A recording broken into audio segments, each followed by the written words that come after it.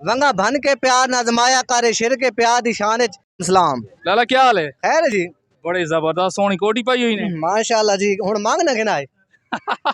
वैसे है तो नाजरीन बिल्कुल कोना, लेकिन गर्मियन गुजारा करसा। जी हाँ, क्यों नहीं? गर्मी पे क्यों होते हो? बात मेरा रूह है भाई, मैं का पाप ना हो सकता सांदे के कुसारी कापी करे चा, लेकिन गाल औखी है। अच्छा अच्छा अच्छा, सब कैसे सुन रहे हो?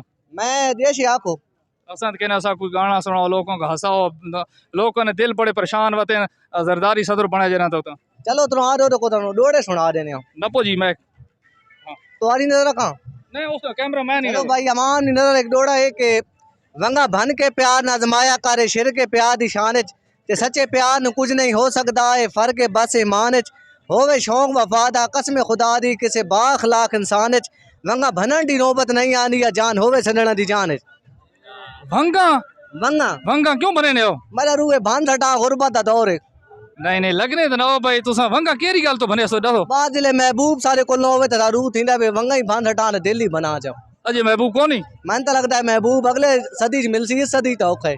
नाजरीन तुसा दुआ करनी है इसको महबूब भी मिल वंजे और इसको ये रहे ना सुकून भी दिल ना मिल वंजे। जज़ाकल्लाह, बहुत शुक्रिया, मेहरबानी सर। मेहरबानी, अल्लाह हाफिज।